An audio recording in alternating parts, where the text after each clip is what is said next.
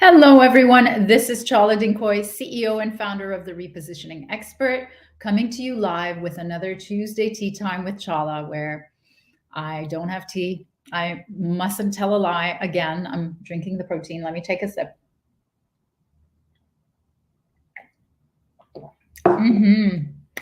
Just put on fresh lipstick, so I don't want there to be on my teeth. Okay, lots of excitement going on, folks.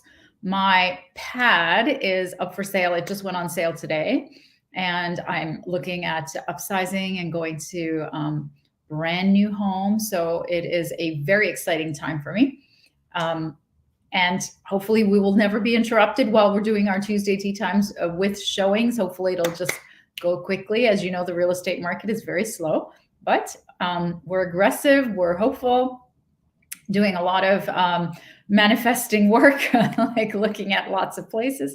So I'm very excited. Now, having said all that, I'm also very excited about today's topic. Will your business, and it's not like a positive spin, and it's kind of a downer, but it's good if you know what to do. So that's why I'm here to tell you what to do. And it's a downer because will your business be replaced by AI?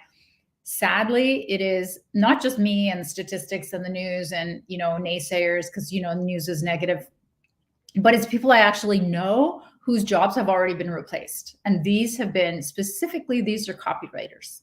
They have completely shifted their businesses. But I'm going to go through all of this because it is way more than just that. There are jobs that are going to be completely eliminated. And then, and if that's your business, then you're going to be completely eliminated, or you can use it as an enhancement, but you still need to be aware of what to do as a next step to be able to manage the crisis to your business. So here's the research. Goldman Sachs found in a study by 2030, not that far, 30% of work hours will be automated. I personally think it'll be more, but what do I know? It's Goldman Sachs.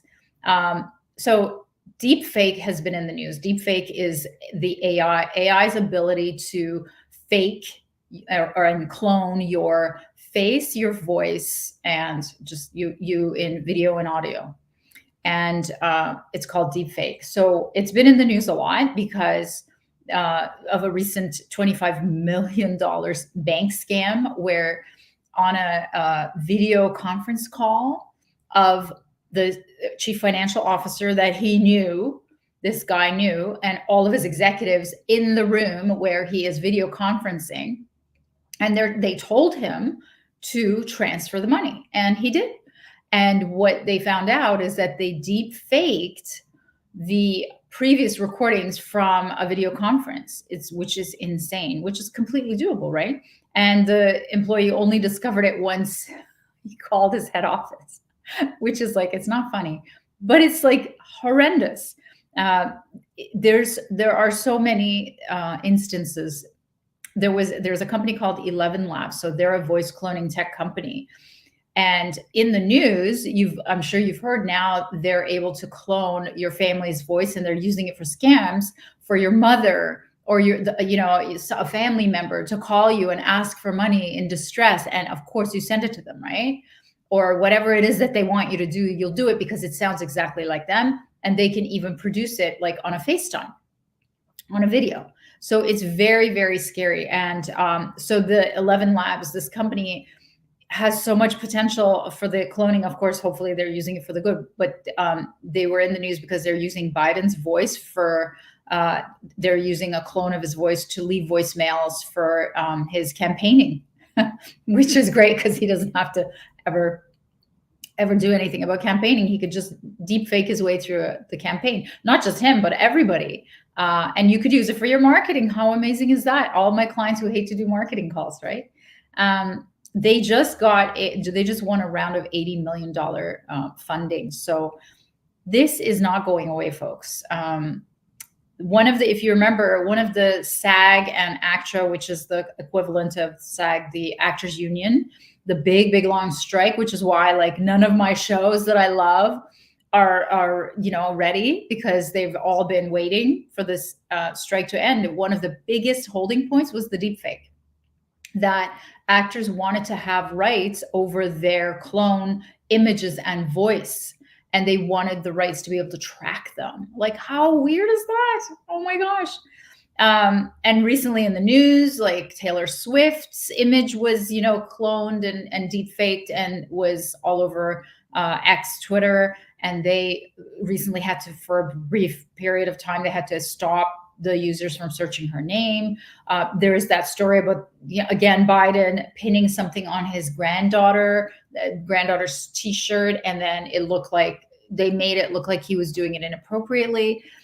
It's insane the things that AI can do. And so, what are the jobs that are going to be replaced? And when I looked at it, it looks like anything that has to do with taking a lot of information in and distilling it and simplifying it and breaking it down and making sense of it, gone, because that is the number one thing that it's good at. And it's like super fast. So here are the businesses, and if you're one of them, I'm so sorry, that will be replaced. And if I'm the first time you're hearing it, please do your research. It is not, I'm not the first person. This is not a huge surprise. But it's been a year since I've taken a look at this, because I did a topic like this. Could it replace me as a person? And at the time I had asked ChatGPT, and it had said, no, these are the limitations. But these are the jobs that like now everybody's agreeing to that are going to be gone. So anything tech related, coding, programming, engineers, like the software engineers, data analysts. Remember, it's anybody who takes a lot of data and does something with it. So that's if you're in any of that business. Of course, everybody's saying, oh, no, it's not going to replace it. It's just going to replace the tedious parts of what we used to do. And it's just, we're using it for enhancing it. And for now, a lot of jobs are using it for enhancing it, and good for you. I'm doing the same. But I'm telling you, if your whole company's niche is in one of these areas, you really have to look carefully at what portion you need to emphasize to grow and what portion is at risk. Okay. Number 2 is media. This is the one that's been really hit, that I have a lot of friends in. Ad creation. I know that we do ads on Facebook and LinkedIn and Instagram, and they're being produced by AI. Content writing. Almost all of my clients and I are writing our content, but we're enhancing it, of course. Technical writing, journalism. I remember the quote from a journalist. He said it used to take him 7 hours to research one article content, and it now takes him 20 minutes with the use of AI. Anything to do with legal, paralegals, assistants, they always had to get get all the information and cull it. Now they're doing it in seconds, and their jobs are going to be gone if they're not already. Any type of research, like market research, where you're analyzing, predicting data, gone. So this is a surprising one. Like education has been super affected. Not only is it being used by the students, and now educational, schools are having to put in detectors for actual catching students from using AI to create actual, homeworks and dissertations and whatever else. But also for testing. Like I know one of my good girlfriends, she is an educational consultant, and she's saying how they're trying to prohibit the use of AI, and they're like literally tracking the students' eyeballs while they're taking the test. It's insane. But also what AI is supposedly going to replace is the actual teaching, which is crazy. Now, online universities, Udemy, all those have already taken a huge hit at education. And one of the other things that I just found out from a friend who works in a very top 500, Fortune 500 company, in a high level executive, is now they're getting the educational institution redacted from resumes. So from CVs. So not only are they getting names, gender, of course, there's no age, but also now universities. So and we laughed because remember all the people that went to jail for paying off to get their kids into the Harvards and the big educational institutions, and now it's all being equalized. So AI being able to teach actual, instead of in-person human teachers is even one more hit at the whole education. Now, none of the teachers, of course, believe it. They're like, oh yeah, the kids need us, they need to touch us, they need to. I believe in that, because I think developmentally you probably do need that. So, but it's in stages, right? I mean, we're not talking kindergarten. Maybe as it grows, as the kids grow, they need it less human interaction. Who knows? But it's one of the ones that are on the bubble for sure because of AI. Financial analysts, wealth advisors, traders. I mean, a lot of this stuff is already being done by computers, but they could just be out of the game altogether. Any type of like traders, they talk about how they have Excel modelers that are like coming in like sweatshops. First year of graduation, you go into these sweatshops and they do like crank out 24/7 Excel modeling. Well, they don't have to do that anymore. That job is gone. AI, thank you. Another one, this one's really close to my heart in marketing, is graphic design. It is unreal how beautiful and how strategic and on point some of the graphic design is that's being produced by AI. Another one is accountant. Gosh, so simple, right? I mean, even my own accountant, I just give him the numbers and he plugs it in. And, you know, and if AI is even more on top of all of the loopholes and all of the credits and all of the new legislation and all of the ways that it can apply to my numbers, how amazing is that? Of course, it's not so amazing for the accountant, but it's amazing for the technology. It's amazing if you can harness it and you can make something better out of it, but it's not amazing if you're losing your job. So that's why I'm doing this, is so up front what can potentially happen and how to plan for it. Okay, another one is customer service. They're saying that 25% of all customer service are going to be led by chatbots that are 24/7 available. They're trained the same way, and they're able to come up with answers and able to serve, because really there's only so many permutations of how many questions can be asked, right? This next one, this is just fascinating. Video photographer. It's already doing it. Like one of my friends produced an actual photo of me from a picture that she took of me in sweats, and it put me into an evening gown. And I've never gotten so many positive comments in my life from an actual picture. That's just, the altering, but it's using AI.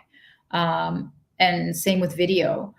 And lastly, the last frontier, of course, we talked about, is the actor and voice talent, models, and also now stylists, because you don't even need a stylist to tell you what to do. I'm searching for homes. People are just doing AI photography. So they're doing AI model homes. So they're making it look like, there's furniture in it. But now I can't tell. I literally can't tell. And it looks so good on the pictures. And then you go to the actual home and it's like completely empty and it looks like crap. It looks empty, bare. It looks smaller, right? So yeah, AI is not everything, but it certainly got me there, right? So all of those jobs, the people who actually stagers, like that's another job, right? Wow.